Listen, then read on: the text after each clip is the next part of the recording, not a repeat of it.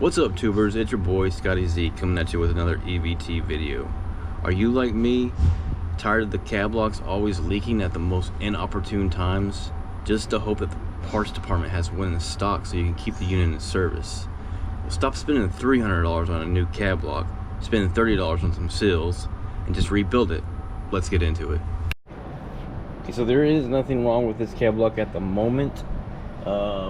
But I do have two over here, one that's torn apart and then one that was leaking that I haven't had a chance to rebuild yet. So, but I am going to go ahead and take that one off just to show my work. Most of the time you're going to have a leak around this area, is usually where I get it, or from this front seal here. So what we're going to start by doing is lowering the cab down onto the lock fully, and then putting a bucket underneath here to catch the fluid and cracking these lines open. I'm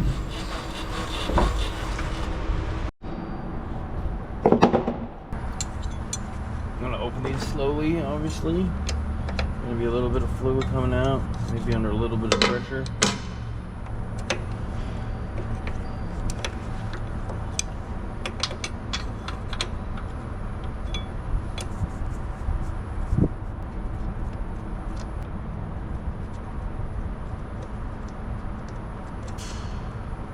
Okay, go ahead and loosen these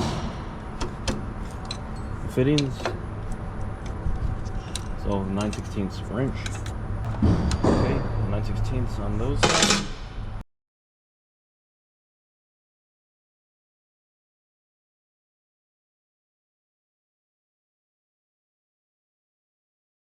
Okay, now that we got this guy loose, we'll go put it on the bench. Okay, so what I did was I took this one apart already, and then I took the seals out and I sent our parts guy to our local seal shop to match them up. He found 3 out of 4. There's a total of 4 seals. If you don't have the ability to go out to a seal shop and match them up, I found online, I just went to Google, typed in Power Pack Cab Lock Seal Kit, and a few different things I found on here.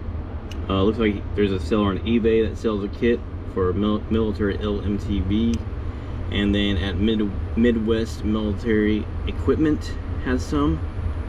Ohio Hydraulic Equipment will sell you the whole thing.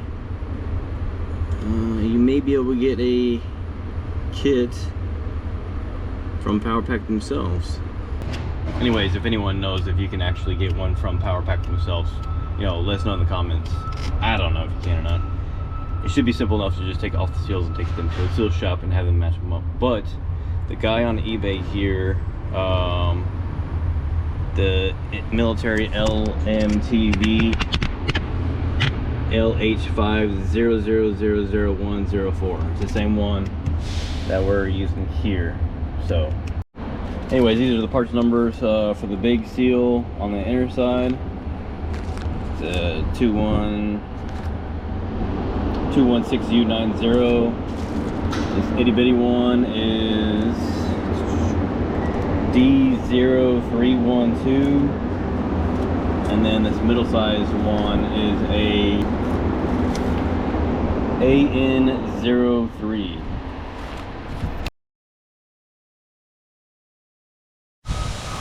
Okay, we're using an 1 3/4 socket here. Just gonna bust this loose.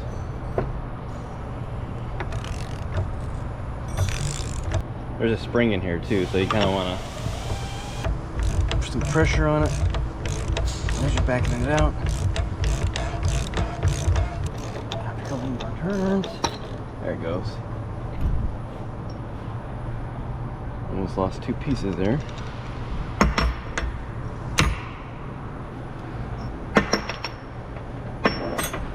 Okay, so here's this. These are 2 seals. So it went in there like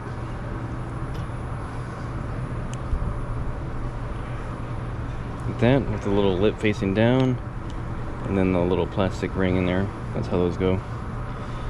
But I would say probably 95% of the time leaks. Just kind of tap this thing out from the back side a little bit. There we go.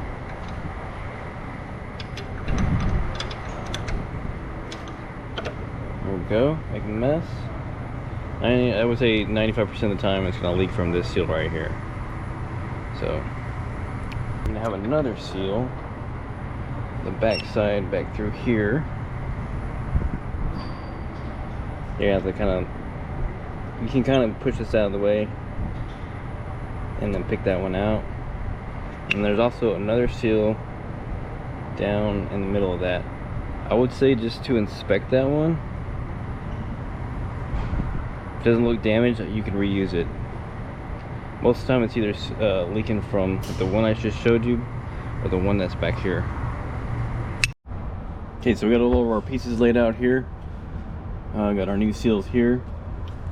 So like I said before, I would just inspect that inner seal, make sure it's still good, doesn't look like there's cracking or anything on it.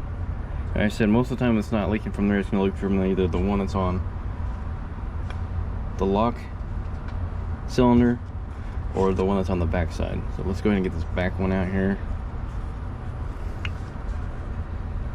Just gonna hold that down like that.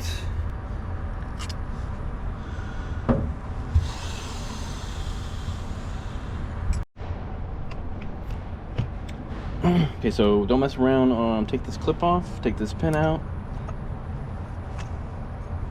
Just remember how your lock is oriented. Obviously you want the little spring to go towards the back. Take your spring off, take this lock out of the way, and it's way easier to get in there and put that seal in there. So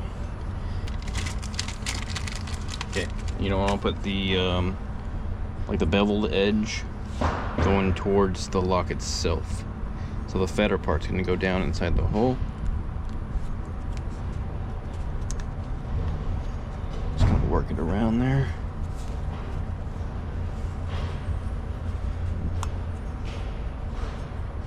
Just like so. Kind of snapped in there. Kind of just test it out. Use the plunger lock here. Make sure it seals off. Just like that. And lube up that seal. Probably would have been a lot better. It would have fit in there a lot easier. Okay. Obviously we'll go ahead and replace this one. The easiest one to replace. There's that. Then our new one.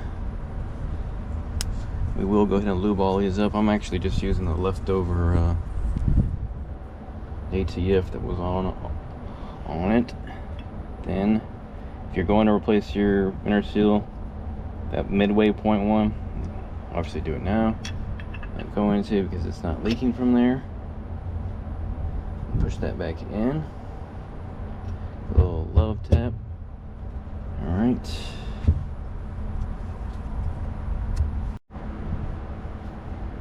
The front bolt part, and take that seal out.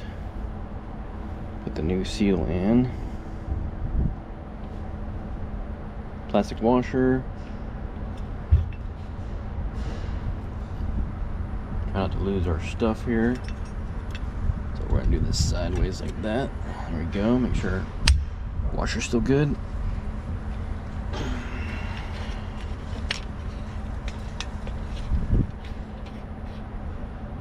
Make sure our seal's still lined up good. Screw that down.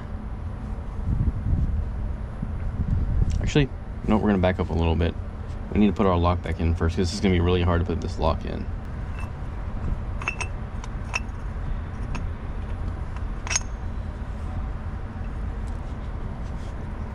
C-clip back on here.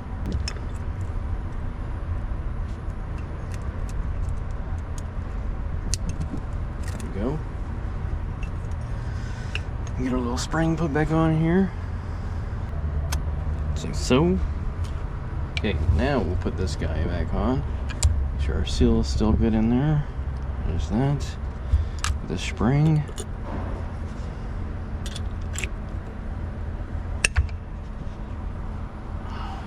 You may have to put this in the vise, because you're gonna have the spring tension on it now. Let's go do that. I think I have to do it by hand with a rag.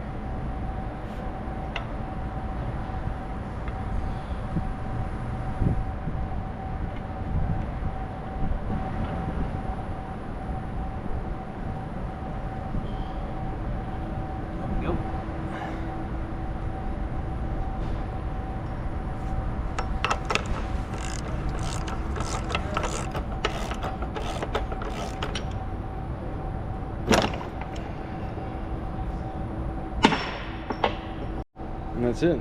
We're ready to put it back on the truck.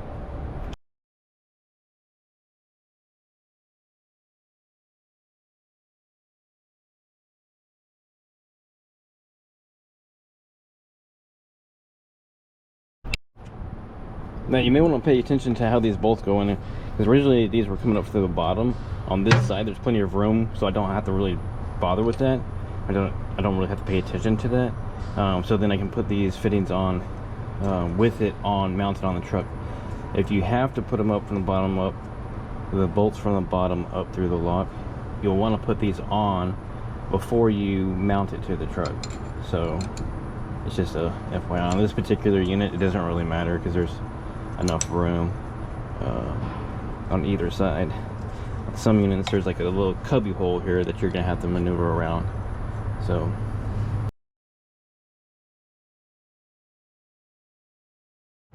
okay, let's see if it really works. We'll test it out here.